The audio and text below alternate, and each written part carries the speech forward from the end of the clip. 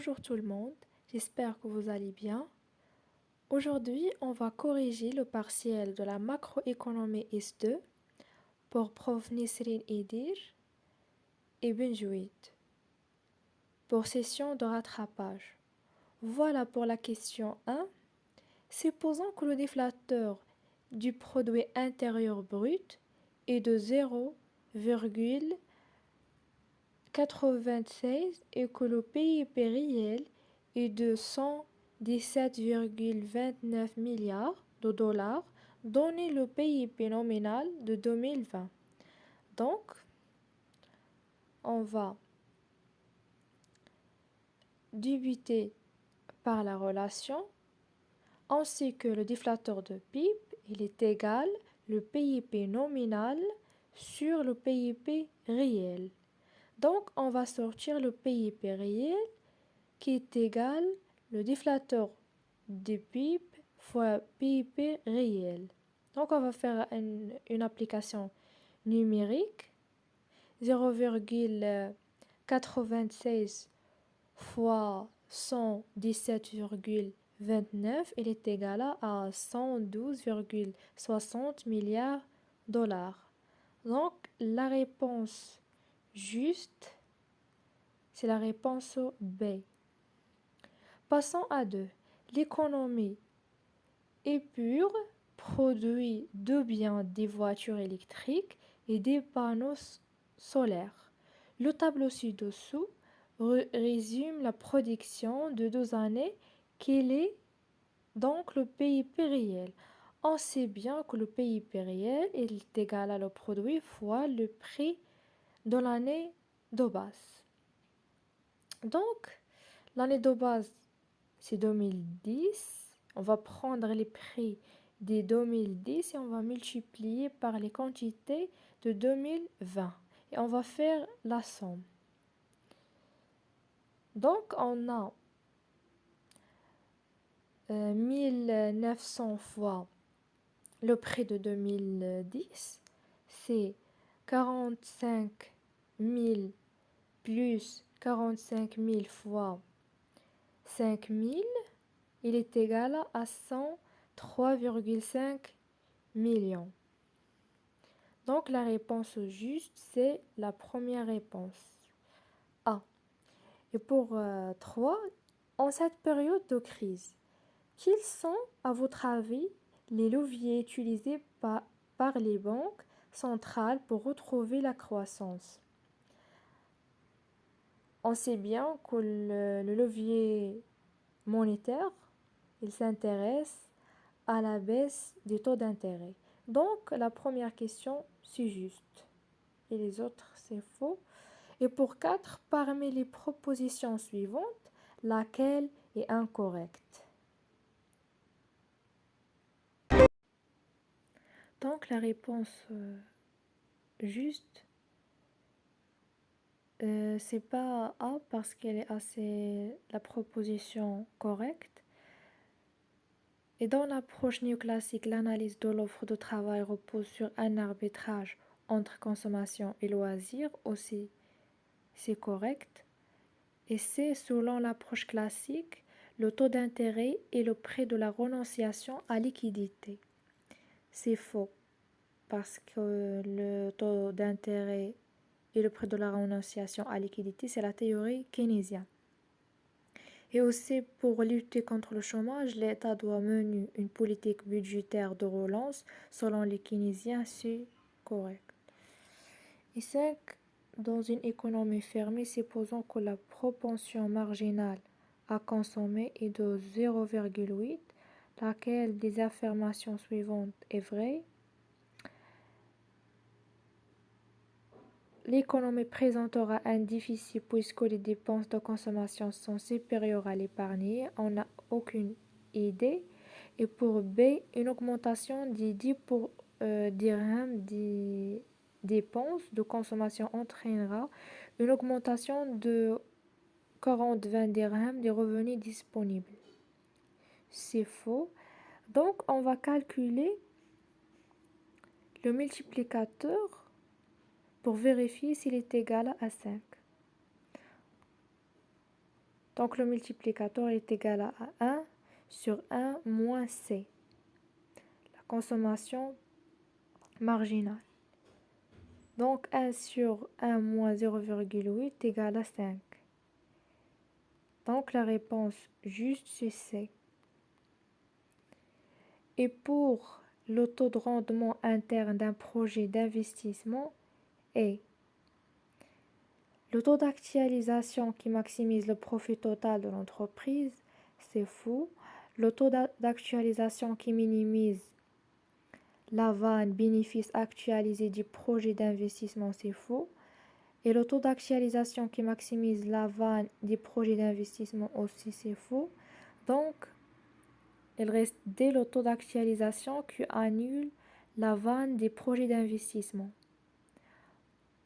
Pour la question 7, dans une économie fermée sans État, et la propension marginale à consommer est égale à 0,75, une diminution de l'investissement de 15 millions de dirhams entraînera une baisse de la production agrégée de.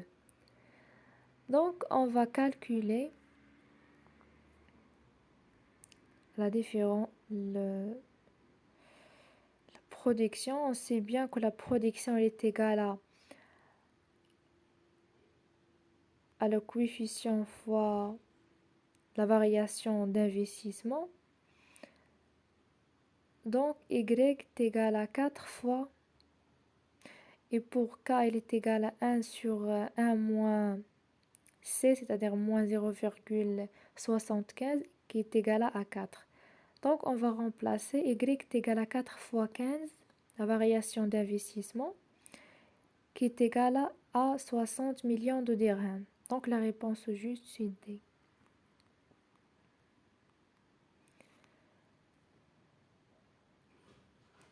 La question 8, parmi les événements suivants, lequel est susceptible d'affecter positivement le PIB?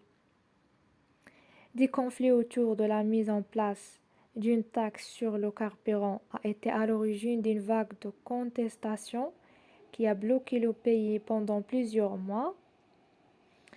Et pour B, une forte baisse de la demande oblige les entreprises à licencier les travailleurs.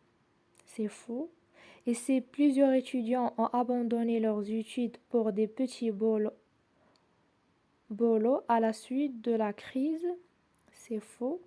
Dès la découverte d'une variété de céréales dont la croissance est rapide et qui peut augmenter la production agricole, aussi c'est faux, donc il reste la réponse A. Pour la question 9, l'économie marolande est composée de deux agents économiques. Les ménages et les entreprises. Les entreprises produisent 500 et distribuent 500. Les ménages ne consomment pas la totalité de leurs revenus, ils épargnent 200. Donc, quelle est la condition d'équilibre comptable? On sait bien que l'équilibre, il veut égal l'investissement qui est égal à l'épargné. Donc, l'épargne est égale à 200. Alors, l'investissement est égal à 200. Donc, la réponse juste, c'est B. Passons à 10. Parmi les propositions suivantes, laquelle est en cohérence avec le modèle de Keynes? La demande effective détermine le niveau de la production, qui détermine à son tour le niveau de l'emploi. Donc, c'est juste. Et la demande effective détermine le niveau d'emploi, qui détermine à son tour le niveau de production. C'est faux. Et le niveau de l'emploi détermine le niveau de production, qui détermine à son tour la demande. Aussi faux. Le niveau de production détermine le niveau de l'emploi, qui détermine à son tour la demande. Aussi faux. Pour 11, si l'offre de la monnaie est telle que M est égal à 1600 et la vitesse de circulation de la monnaie est égale à 3 et que le niveau de production est égal à 2400, donc quel est le niveau général des prix? On va suivre la relation suivante.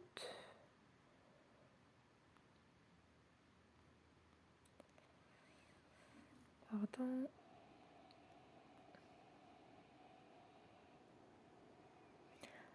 Donc, on sait bien que d'après la théorie de la masse monétaire, M fois V est égal à le prix fois la transaction. Et on a M, elle est égale à 1600 et la vitesse est égale à 3 et le niveau de production est égal à 2400. Donc, on va remplacer, on va trouver 2. Donc, la réponse juste, c'est A.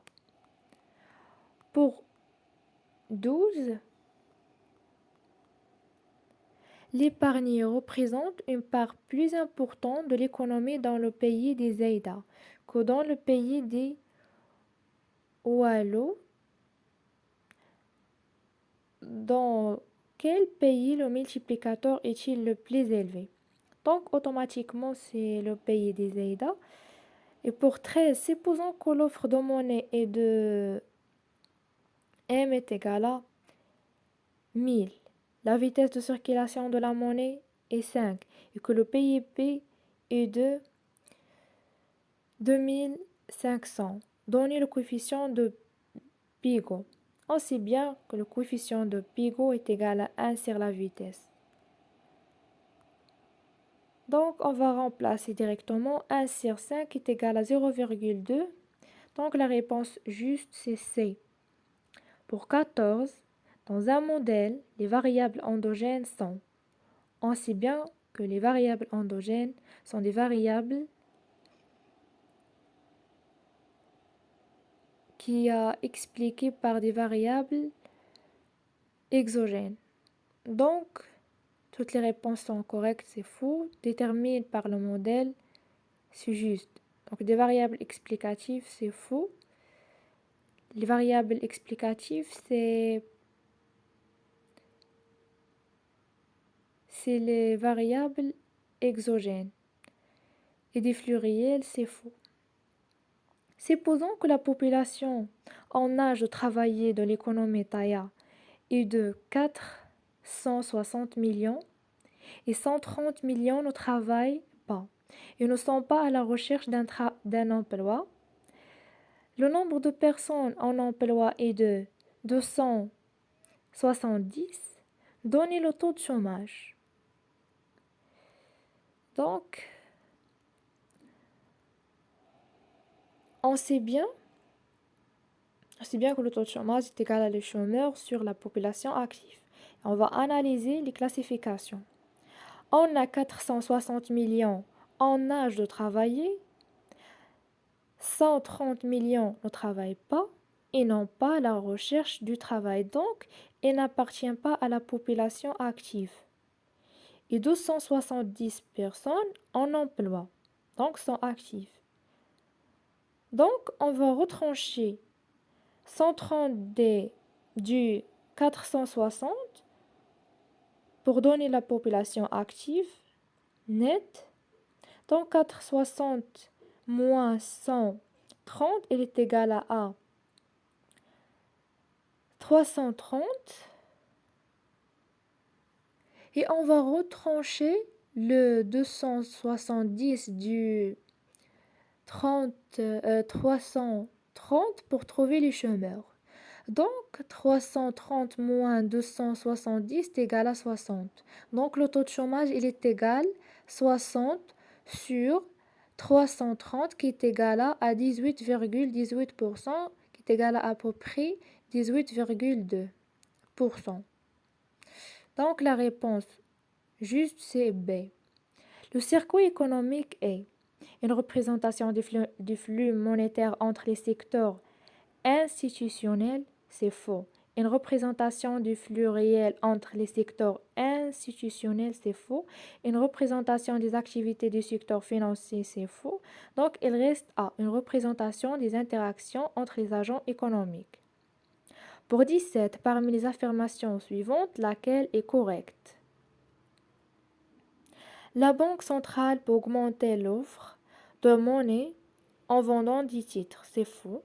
Une baisse des PIB est accompagnée d'une baisse du taux de chômage, c'est faux. C. Les politiques contracycliques sont utilisées dans le sens des cycles économiques, aussi c'est faux. D. Le déflateur des PIB est la mesure de l'inflation la plus utilisée par les économistes, c'est juste. 18. Parmi les énoncés suivants, lequel relève de l'approche normative? On sait bien que l'approche normative sont des jugements des valeurs. Pour l'approche positive, sont des études et des avis qui sont donnés par les économistes qui fait appel à des statistiques et des analyses mathématiques. Donc pour A, le gouvernement a mis en place des réformes pour améliorer le système de santé. C'est une approche positive. Et B, l'économie est entrée en récession à la suite de la pandémie. On peut dire c'est une approche normative. Et si les indicateurs macroéconomiques sont encourageants pour le semestre à venir. Aussi, c'est une approche positive. Et dès le commerce extérieur s'est dégradé avec la pandémie. Aussi, c'est une approche positive. 19. Considérons que l'économie tania est représentée par les équations suivantes.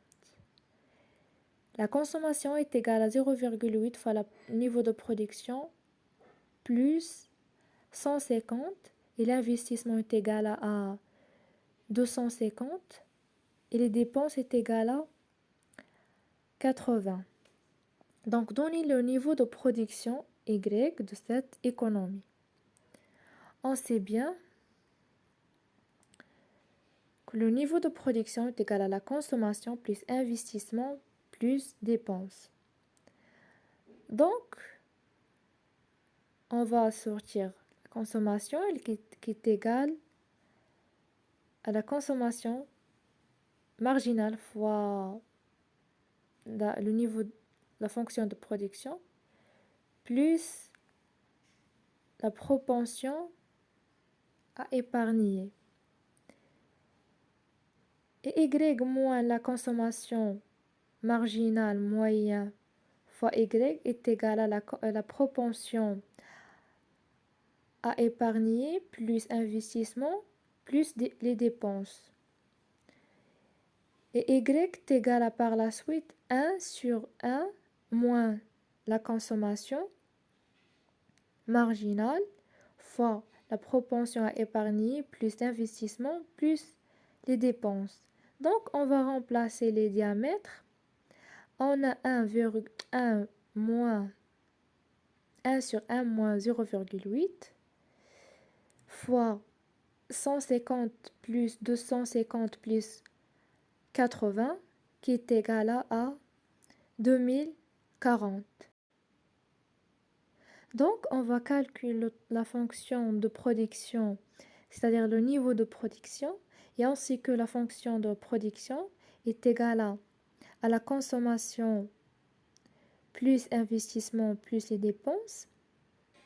Et on va remplacer, on sait bien que la consommation elle est égale à la consommation fois la production plus la consommation incompressible. C'est-à-dire quand le niveau de production est égal à 0. On va remplacer. Donc Y moins C fois Y qui est égal à C0 plus investissement plus G qui est égal à 1 sur 1 moins la consommation fois la consommation incompressible plus investissement plus les dépenses. Donc, on va remplacer les diamètres par, on a 1 sur 1 moins 0,8, la consommation fois 150 plus 250 plus 80, qui est égal 2400. Donc, passons à la question 20. On nous a demandé, à partir des équations de la question 19, déduire le niveau d'épargné. Donc, on sait bien que la fonction d'épargné est S est égal à la fonction de production moins la consommation. On va remplacer Y est égal à la consommation fois Y moins la consommation incompressible, qui est égal à par la suite 1 moins la consommation fois Y moins la consommation incompressible. Et on va remplacer les diamètres. 1 moins 0,8 fois 2400 moins 150. Donc, qui est égal à 330.